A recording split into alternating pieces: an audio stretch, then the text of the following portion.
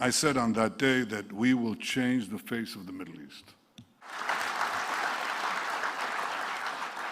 I said that because it was clear to me from day one that we weren't just fighting Hamas, we were fighting the Iran axis that consisted of Iran, Hamas, Hezbollah, the Houthis, the three H's, and a few others in between. And while we would start with Hamas, we'd have to eventually reach the patron, and in one year or the other, all the elements of this terror axis. Our Prime Minister of Israel, Mr. Bibi Netanyahu, has not only been a Prime Minister of Israel, but has been criticized almost every step of the way that he's trying to bring us to victory. He nonetheless has withstood so much opposition and remains focused on the victory to bring an end to this war.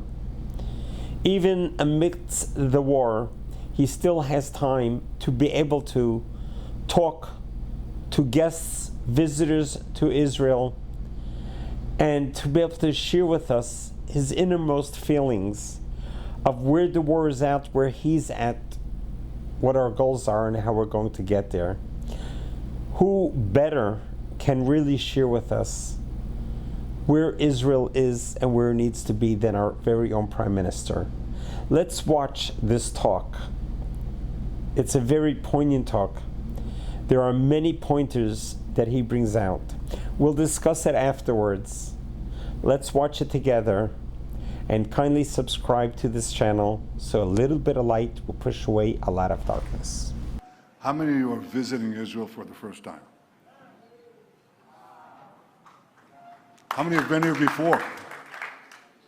Wow, two. Well, welcome to all of you. It's very good to see you here with Foreign Minister Saar and the Deputy Minister Sharren Haskel and our Ambassador to Washington, Yechiel. Stand up. Look at this man. Look at this man. Look at him.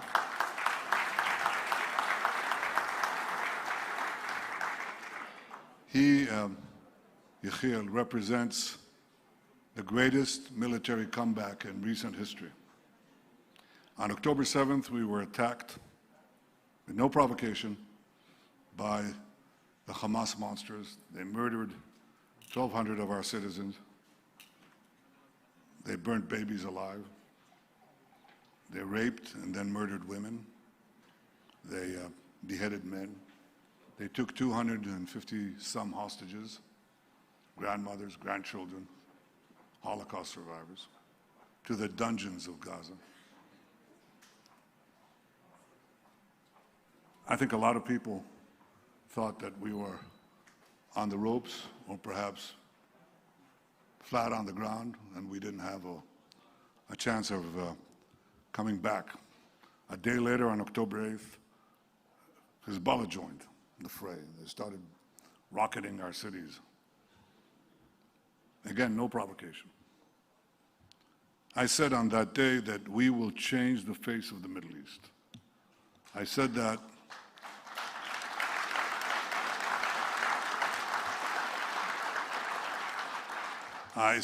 because it was clear to me from day one that we weren't just fighting Hamas, we were fighting the Iran axis that consisted of Iran, Hamas, Hezbollah, the Houthis, the three H's, and a few others in between. And while we would start with Hamas, we'd have to eventually reach the patron, and in one year or the other, all the elements of this terror axis. This is what we proceeded to do, first by striking hard at Hamas, then when their main forces, main organized military forces, were obliterated, we went to the north. I hope none of you have beepers. Yeah.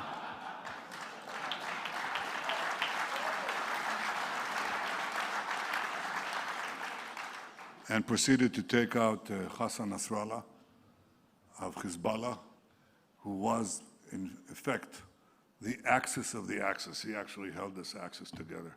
And once he was gone, the Assad, the murderous Assad regime in Syria, collapsed, because during the Syrian civil war, it wasn't the Syrian army that fought Assad's enemies. It was invariably, when the battle didn't go well, Nasrallah would send in thousands, sometimes tens of thousands of Hezbollah troops to save his regime. Now, Nasrallah was gone, Hezbollah was crippled, so Assad fell. And once he fell, the land route that connected this axis from Tehran to the sea, to Lebanon, was gone. And now what happened was that the death noose that Hamas wanted to, that Iran wanted to place above around our necks, was gone. That was one of their vehicles to annihilate Israel. Remember, they chanted, "Death to America, death to Israel." To achieve death to America, they have to achieve first death to Israel, because we are America's front line here. And the only force in the Middle East that was challenging, forcibly challenging, and fighting them in their quest for domination and subordination and annihilation. But ultimately, they were geared to America. So their goal was to, we still have to destroy Israel. What did they do? They began to race to the bomb. They already had enough enriched uranium, but you need the weapon around that uranium ball. And so they began to work secretly to activate their weaponization team, it's called in jargon, okay? We knew that if we didn't act, within a year they'd have one atomic bomb, possibly two. So we acted. We acted like somebody who has two lumps of cancer. One lump is the atomic cancer, the specter of atomic bombs, and the second one is the specter of 20,000 ballistic missiles, 1-ton ballistic missiles that fall Mach 6 to Mach 8 right from the sky. And they destroy everything that they touch.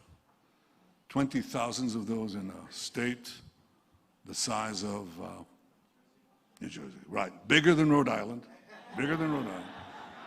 But that's it, you know. Well, that's equivalent to 2 nuclear bombs. So we had to act. If we didn't act, we'd die.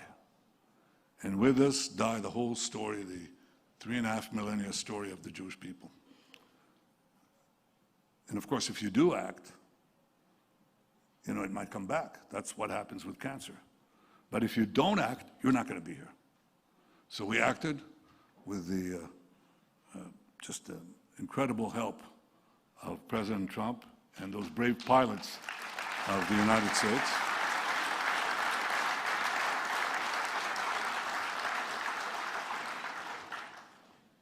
Our soldiers fought like lions. Our pilots just struck like lightning. And our alliance roared like thunder. And that did that. We pushed those two great perils away from our door and away from your door, because Iran's plan was to have ballistic missiles that would reach first deep into Europe, then 8,000 kilometers. You add another 3, and you're on the eastern seaboard. Those of you who are deeper inside, it'll take a little more time. But that was the goal, death to America. And they'd have these ballistic missiles, ICBMs, and the means to give them nuclear warheads. You're all under the gun. So we were fighting not only our enemies, we were fighting your enemies. And now we're circling back to Gaza to finish the job where it all began. There's still some strongholds that we have to take apart. They're holding our hostages. We are committed with America to release all the hostages, the living and the dead. And we're not going to compromise on it, nor will we compromise.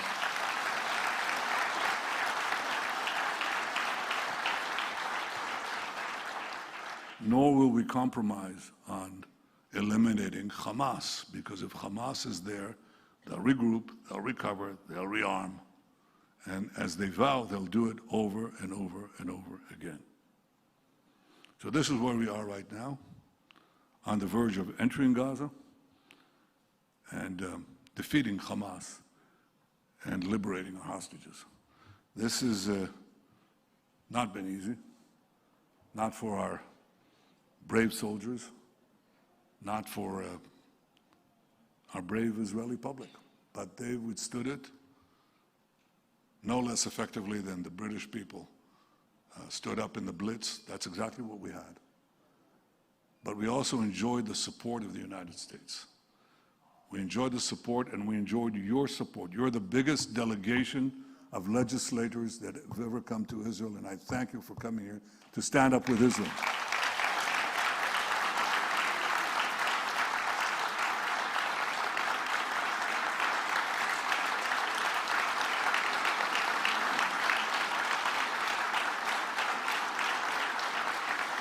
Thank you. Democrats and Republicans alike, we value and cherish your support. And there is an active effort to erode it. That effort to besiege Israel, not isolated as much as besiege Israel. That is orchestrated by the same forces that supported Iran. Iran's effort to put a military siege on us and ultimately choke us.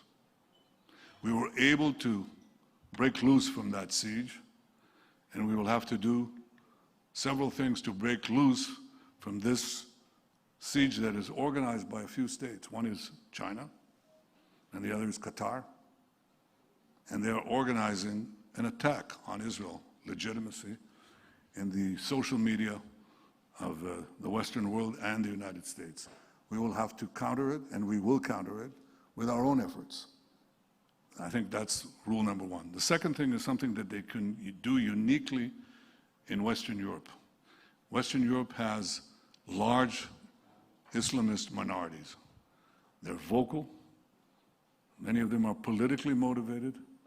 They align with Hamas. They align with Iran. They pressure the governments of Western Europe, many of whom are kindly disposed to Israel, but they see that they're being overtaken, really, by campaigns of violent protest and constant intimidation. And so they fall into this siege. And we can break this siege. I just said this in another meeting, and they said, oh, Israel is isolated. Israel can't break out of the siege. And I said, we will. Some of them have stopped weapon component shipments. Can we get out of this? Yes, we can. We're pretty good at producing weapons. Like intelligence, we share both with the United States. A good chunk of your intel.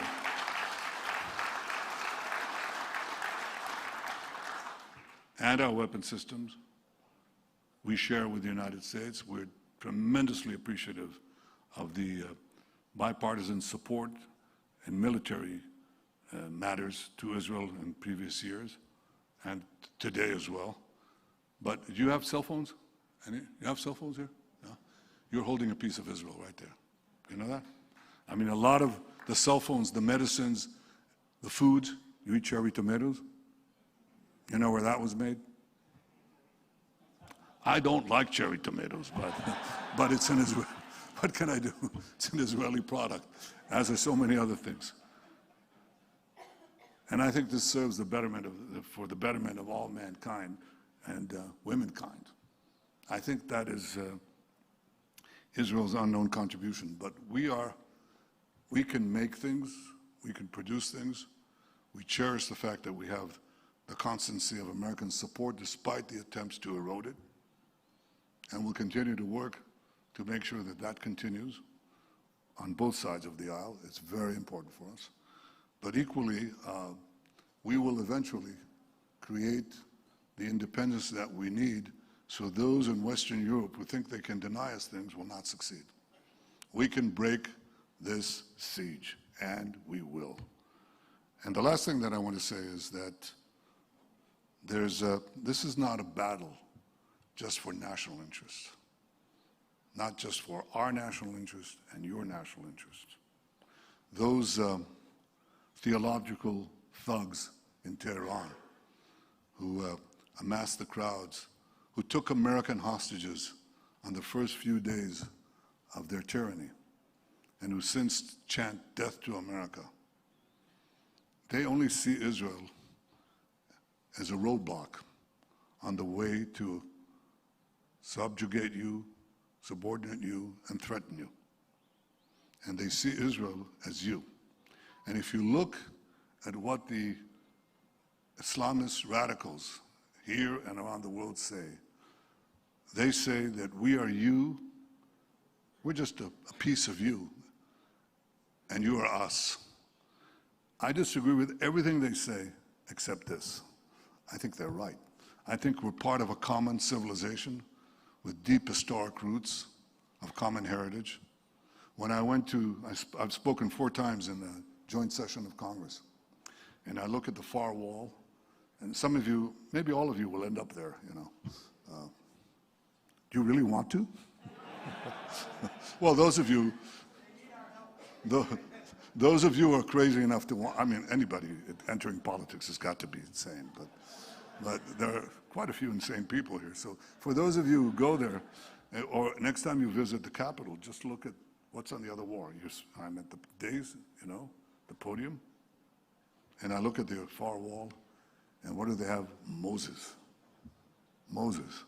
A quote from the Bible about liberty. You remember Moses taking the people of Israel out of bondage in Egypt? Familiar with this story? I'm glad there are enough. We have a common heritage, and that heritage is being challenged now by people who not only want to bring us back to the early Middle Ages with incredible fanaticism and cruelty, it's also savagery. The things we encountered on October 7th, the things we just encountered not only in Gaza, but in Syria, in the wanton attack on our Druze neighbors. That's a non-Islamic sect, and they're living there in a mountain. And what they endured exceeded, in some cases, the horrors that we saw on October 7th. But what we saw there is what you saw on September 11th. It's the same thing. It's this raw savagery, the glint of murder. You know, those savages on October 7th, they had GoPro cameras, and they broadcast back in live broadcasts as they mauled babies. And the horrors that they did. So there's a glee, a horrible glee of death and the worship of a death cult there that is completely the opposite of the values that we hold dear. Life, liberty. What's the other one? I visited Monticello, Jefferson's place, and that's what I saw there. I saw Jefferson, who was well versed in the Bible, spoke about the Holy Land, quoted the prophets. He understood the roots of our common civilization, as did the other founding fathers of America, as did Abraham Lincoln on his death date. He said that his one hope was to visit Jerusalem, come to the Holy Land, to see the place where our common heritage began and from which it will continue.